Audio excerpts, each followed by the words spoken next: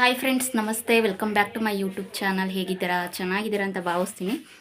ಇವತ್ತಿನ ಬ್ಲಾಗಲ್ಲಿ ನಾನು ಹೇಳ್ತಾ ಇರ್ತೀನಲ್ಲ, ಇಲ್ಲಿ ದೇವಸ್ಥಾನಗಳು ಜಾಸ್ತಿ ಅಂತ. ಇಲ್ಲಿ ಶಬರಿಮಲೆಗೆ ಮಾಲೆ ಹಾಕಿದ್ದಾರೆ. ಅಲ್ಲಿ ಇವತ್ತು ಪಡಿ ಪೂಜೆ. ಶುಕ್ರವಾರ ಬಂದು ಅವರು ಇಡುಮುಡಿ ಕಟ್ಕೊಂಡು ಹೋಗ್ತಾರೆ. ಅಲ್ಲಿ ಊಟ ಮಾಡಿಸ್ತಾರೆ. ಪ್ರತಿ ತಿಂಗಳು ಪೌರ್ಣಮಿ ಅಮಾವಾಸ್ಯೆಲ್ಲೆಲ್ಲನೂ ಊಟ ಇರುತ್ತೆ. ಹೇಳಿದ್ನಲ್ಲ ನಾನು ಒಂದು ಸಲ ಹಿಂದಿನ ಬ್ಲಾಗಲ್ಲಿ. ಅದೇ ರೀತಿ ಇವತ್ತು ಅದು ಪೌರ್ಣಮಿಲಿ ಮಾಡಬೇಕಾಗಿತ್ತು. ಸೋಮವಾರನ ಮಾಡಬೇಕಾಗಿತ್ತು. ಹಬ್ಬ ಇರೋದ್ರಿಂದ ಅವ್ರು ಪಡಿ ಪೂಜೆ ದಿನವೇ ಮಾಡ್ತೀನಿ ಅಂದರು. ಹಂಗಾಗಿ ಇವತ್ತು ಮಾಡ್ತಾಯಿದ್ದಾರೆ. ನಾವು ಅಲ್ಲಿಗೆ ಹೋಗ್ತಾ ಇದ್ದೀವಿ.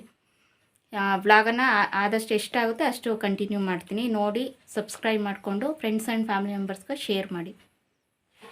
ಇನ್ನು ಊರೊಳಗಡೆ ದೇವಸ್ಥಾನದ ಹತ್ರ ಏನು ಮಾಡ್ತಾಯಿಲ್ಲ. ಕೆಳಗಡೆ ಚೌಡೇಶ್ವರಿ ದೇವಸ್ಥಾನ ಅಂತ ಇದೆ. ಅದನ್ನು ನಾನು ಒಂದು ಸಲ ತೋರಿಸಿಲ್ಲ, ಇದೇ ಫಸ್ಟ್ ಟೈಮ್ ತೋರಿಸ್ತಾ ಇರೋದು ವಿಡಿಯೋದಲ್ಲಿ. ಅಲ್ಲಿ ಅಂದರೆ ಈಗ ಶಬರಿಮಲೆಗೆ ಮಾಲೆ ಹಾಕಿರ್ತಾರಲ್ಲ, ಅವರು ಪಡಿ ಪೂಜೆ ಅಂತ ಅಂದ್ಬಿಟ್ಟು ಮಾಡ್ತಾರೆ. ಆವತ್ತಿನ ದಿನ ಮಂಟಪ ಕಟ್ತಾರೆ ನೋಡಿ, ಬಾಳೆಕಂದ ಅದರಲ್ಲಿ ಆ ಥರ ಮಾಡಿದರು. ತುಂಬ ಸರಳವಾಗಿ ಮಾಡಿದ್ದಾರೆ, ಚೆನ್ನಾಗಿದೆ. ಇದು 2ನೇ ವರ್ಷನೋ 3ನೇ ವರ್ಷನೋ ಅನಿಸುತ್ತೆ, ನನಗೂ ಸರಿಯಾಗಿ ಗೊತ್ತಿಲ್ಲ. ಹೋಗ್ತಾಯಿದ್ರು ಅವರು. ಒಂದು 10 ಜನ ಏನೋ ಮಾಲೆ ಹಾಕಿದ್ದಾರೆ. ಇನ್ನೂ ಜಾಸ್ತಿ ಜನ ಹೋಗ್ತಾರೆ ಅನ್ನಂಗಿತ್ತು, ಬಟ್ ನನಗೆ ಗೊತ್ತಿಲ್ಲ. ಅಲ್ಲಿಗೆ ಹೋದ್ವಿ. ಇವಾಗ ಒಳಗಡೆ ನಾನು ತೋರಿಸಿದ್ದು ಅದೆಲ್ಲನೂ ಗರ್ಭಗುಡಿ ಹತ್ರ ಎಲ್ಲ ಆ ಥರ ದೇವರೆಲ್ಲನೂ ಅಲಂಕಾರ ಮಾಡಿರೋ ಅಂಥದ್ದು. ಇದು ಬಂದು ಹೊರಗಡೆ ದೇವ್ರ ಹತ್ರ ಈ ಥರ ಪ್ರತಿ ಸಲ ನಡೆಯುತ್ತೆ.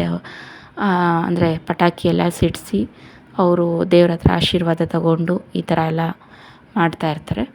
ನಾನು ಅಂದ್ಕೊಂಡಂಗೆ ಸ್ವಲ್ಪ ಅಂದರೆ ಶಾಸ್ತ್ರಗಳು ಹಿಂದೆ ಮುಂದೆ ಇದೆ. ಅಲ್ಲಿ ನಮ್ಮೂರ ಸೈಡು ಅಂದರೆ ನಮ್ಮಮ್ಮವ್ರ ಮನೆ ಸೈಡು ತುಂಬ ವರ್ಷಗಳಿಂದ ಅವರು ನಮ್ಮ ಅಪ್ಪ ಅವರ ಕಾಲದಿಂದನೂ ಕೂಡ ಶಬರಿಮಲೆಗೆ ಹೋಗ್ತಾಯಿದ್ದಾರೆ. ಅಂದರೆ ಬರೀ 2-3 ಜನ ಈ ಥರ ಹೋಗೋದಿಲ್ಲ. ಅವರು ಹೋದರೆ 10-20-30 ಜನ ಈ ಥರ ಬಸ್ಗಳು ಮಾಡ್ಕೊಂಡು ಹೋಗ್ತಾಯಿರ್ತಾರೆ.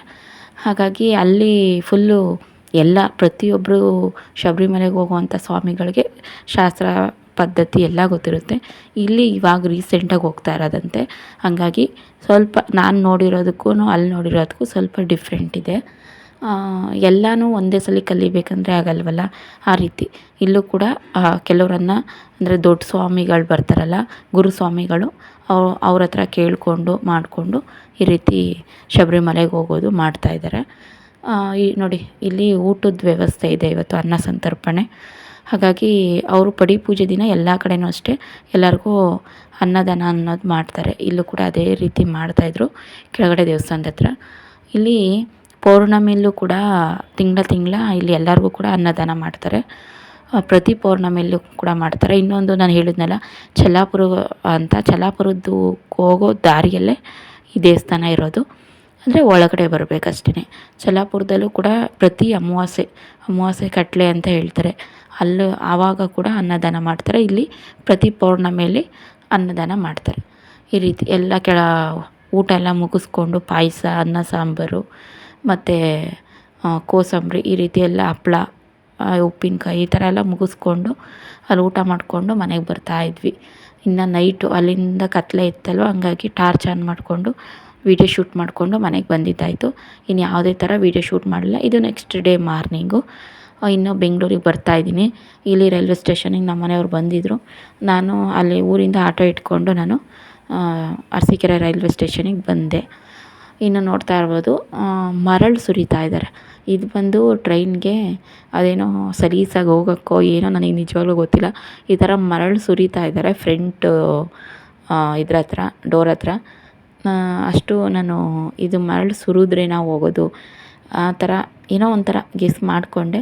ಬಟ್ ಫಸ್ಟ್ ಟೈಮ್ ನೋಡ್ತಾ ಇರೋದು, ಮರಳು ಸುರಿತಾ ಅದು ಟ್ರೈನು ಸಲೀಸಾಗಿ ಹೋಗುತ್ತೆ ಅಂತ ಅಕ್ಕಪಕ್ಕದಲ್ಲಿ ಮಾತಾಡ್ತಾಯಿದ್ರು. ಅಂದರೆ ಏನು ಟ್ರೈನ್ಗೆ ಹೋಗೋ ಚಕ್ರ ಬರುತ್ತಲ್ಲ, ಅದೆಲ್ಲ ಫುಲ್ಲು ಶೈನಿಂಗ್ ಬರುತ್ತಂತೆ, ಬೇಗ ಮೂವ್ ಆಗೋದಕ್ಕೆ ಅಂತ ಹೇಳ್ತಾಯಿದ್ರು. ಅಷ್ಟಾಗಿ ನನಗೂ ಗೊತ್ತಿಲ್ಲ, ಯಾರು ಗೊತ್ತಿರೋರು ನನಗೆ ಕಮೆಂಟ್ ಮಾಡಿ.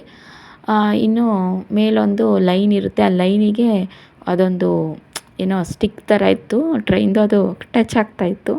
ಅದು ಸಹ ನನಗೆ ಗೊತ್ತಿಲ್ಲ. ಅದರಿಂದ ಒಳಗಡೆ ಕರೆಂಟ್ಗಳೆಲ್ಲ ಬರೋದು, ಅಂದರೆ ಟ್ರೈನ್ ಮೂವ್ ಆಗೋದು ಅದರಿಂದನೇ ಅಂತ. ಆ ಕಲೆಕ್ಷನಿಂದ ನನಗೂ ಅಷ್ಟು ಗೊತ್ತಿರಲಿಲ್ಲ.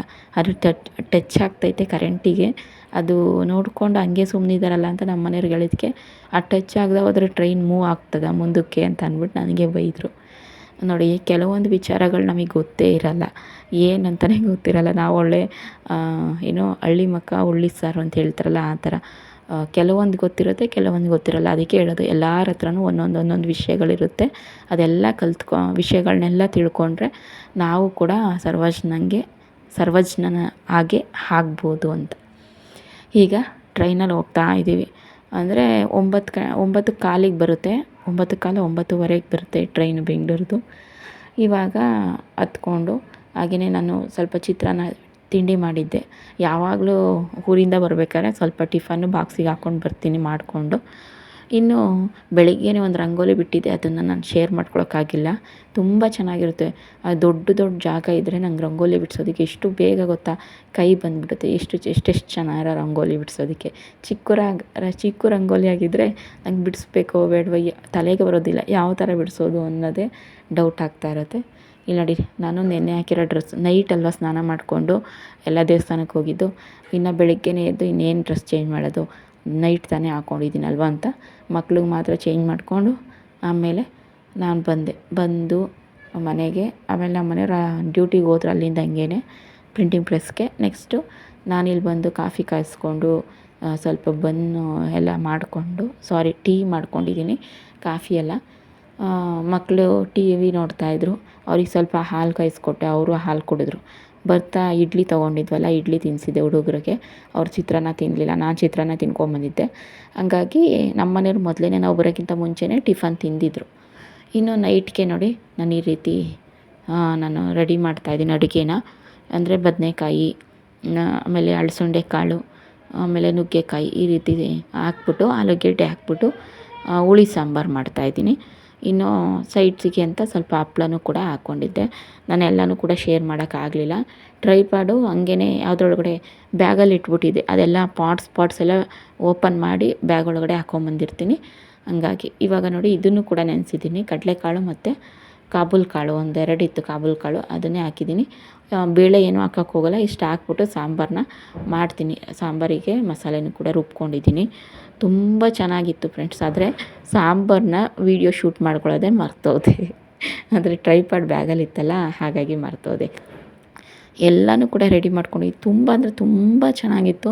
ಈ ರೀತಿ ಎಲ್ಲ ಥರದ ಕಾಳು, ಎಲ್ಲ ಥರದ ತರಕಾರಿ ಎಲ್ಲ ಹಾಕಿ ಮಾಡಿದ್ರೆ ತುಂಬ ಅಂದರೆ ತುಂಬಾ ಸಾಂಬಾರು ಟೇಸ್ಟಿಯಾಗಿರುತ್ತೆ.